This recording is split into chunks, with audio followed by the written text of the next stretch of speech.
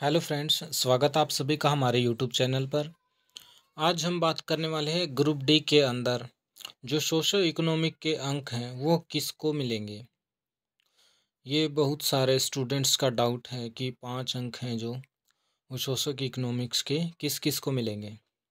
इस पे बात करने वाले हैं। दूसरा, ग्रुप डी में जो ऑब्जेक्शन के नंबर हैं वो किसको मिलेंगे। वो ऑब्जेक्शन जिसने ऑब्जेक्शन लगाया उसको मिलेंगे या फिर सभी को मिलेंगे, इस पे बात करने वाले हैं। और ग्रुप डी की डीवी होगी या फिर फाइनल लिस्ट लगेगी, इस पर भी बात करने वाले हैं। तो आइए देख लेते हैं। सबसे पहले हम 5 नंबर के बारे में बात कर लेते हैं। जो 5 अंक हैं, 5 अंक वो किस किस को मिलेंगे। अगर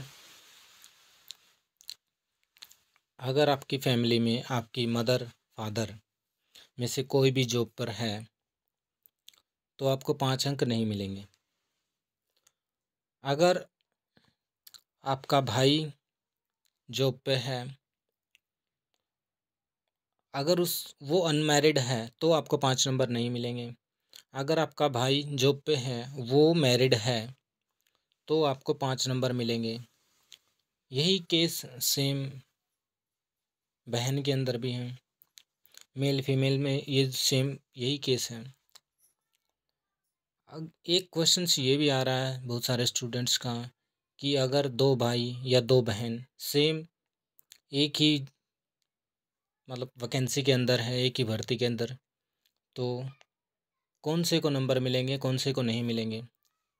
तो ग्रुप सी की जो ग्रुप सी का जो सीईटी प्री हुआ था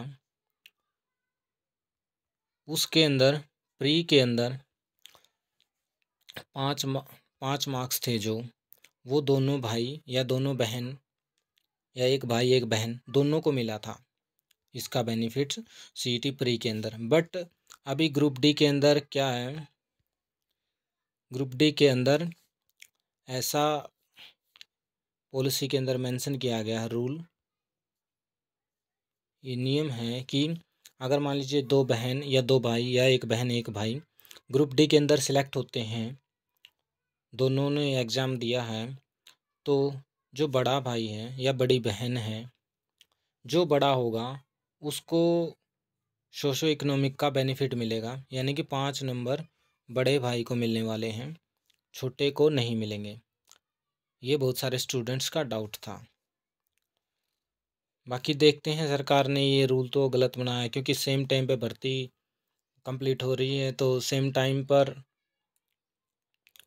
पर सभी कंडीशंस फॉलो कर रहा है, तो इस हिसाब से तो दोनों को नंबर देने चाहिए। बट इन्होंने अभी रूल बनाया है, पॉलिसी के अंदर मेंशन है, तो देखते हैं ये एक को ही देंगे या फिर दोनों को देंगे नंबर। फिलहाल पॉलिसी के अकॉर्डिंग या रूल्स के अकॉर्डिंग तो कहें तो 5 अंक सिर्फ जो बड़ा भाई है सिर्फ उसी को मिलने वाले हैं। ठीक है, तो इसके बाद हम बात करेंगे ऑब्जेक्शन के ऊपर बात करते हैं।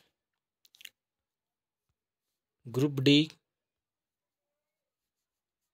के अंदर जो ऑब्जेक्शन लगे हैं, मान लीजिए किसी स्टूडेंट्स ने ऑब्जेक्शन लगा दिया, तो अगर ऑब्जेक्शन एनटीए पहले तो ऑब्जेक्शन को वेरीफाई करके देखेगी ऑथेंटिक प्रूफ है या नहीं है एनटीए। अगर आपका प्रूफ जेन्युइन है और जो क्वेश्चंस पे आपने ऑब्जेक्शन लगाया है वो रियल है, मतलब ऑब्जेक्शन बनता था उस पर, अगर एनटीए उसको चेंज करती है तो वो सारी की सारी आंसर की को ही चेंज करेगा, तो सारे के सारे स्टूडेंट्स को उसका क्या है बेनिफिट मिलेगा, यानी सभी को नंबर मिलेंगे, सभी को मिलेंगे। तो ये सभी का बहुत सारे स्टूडेंट का डाउट था कि जिसने ऑब्जेक्शन लगाया सिर्फ उसी को नंबर मिलेंगे या सभी को मिलेंगे, तो सभी को नंबर मिलेंगे, इसका कोई टेंशन लेने की लोड़ नहीं। कि बहुत सारे स्टूडेंट के तो ऑब्जेक्शन लगाने रह ही गए, तो ऐसा टेंशन लेने की लोड़ नहीं है कि मैं ऑब्जेक्शन लगाने से रह गया, तो कोई दिक्कत नहीं है। बहुत सारे स्टूडेंट ने ऑलरेडी ऑब्जेक्शन लगाए हुए हैं, तो अगर ऑब्जेक्शन एनटीए चेक करने के बाद आंसर की को अगर रिवाइज करेगी तो वो सभी के नंबर बढ़ने वाले हैं। तो इसकी टेंशन लेने की लोड़ नहीं है कि मैं ऑब्जेक्शन लगाने से रह गया। ठीक है, ये पॉइंट हुआ क्लियर। अब हम बात करने वाले हैं ग्रुप डी की डीवी या फिर मेरिट लिस्ट। अभी एचएसएससी की बात करें, अभी एचएसएससी को ये सोच रही है कि जो 5 अंक है ना उसकी वेरिफिकेशन करवाएं डीवी के थ्रू, फिजिकली 3 गुना स्टूडेंट को बुला के, या फिर डायरेक्ट लिस्ट लगाएं। ये सोच रही है। तभी ये 2 से 3 दिन हो गए अखबार के अंदर दे रही है कि हम विभाग से चेक करवाएंगे डायरेक्ट या फिर डीवी लें। तो इसके बारे में अभी सरकार सोच रही है। तो इस चीज़ को देखते हुए ऐसा भी लग रहा है कि ग्रुप डी के रिज़ल्ट में, जो ग्रुप डी का रिज़ल्ट है वो अभी शायद लेट हो सकता है। वैसे तो बोला है इन्होंने 15 दिसंबर से पहले या 15 दिसंबर तक आ जाएगा, ऐसा बोला। अगर मेरे अकॉर्डिंग देखा जाए तो मैं ये सोचता हूँ अगर सरकार डीवी करवाती है तो लगभग 15 दिसंबर के आसपास रिज़ल्ट आ जाएगा डीवी का 3 गुना का, मुझे लगता है। अगर सरकार फाइनल लिस्ट लगाती है 100 में से तो मुझे ऐसा लगता है कि ये जो 15 दिसंबर है ये शायद जनवरी तक भी जा सकता है, क्योंकि उस टाइम तो इन्होंने लिस्ट ही लगानी है। तो शायद ये दिसंबर के एंड या जनवरी तक भी जा सकता है, थोड़ा बहुत लेट हो सकता है।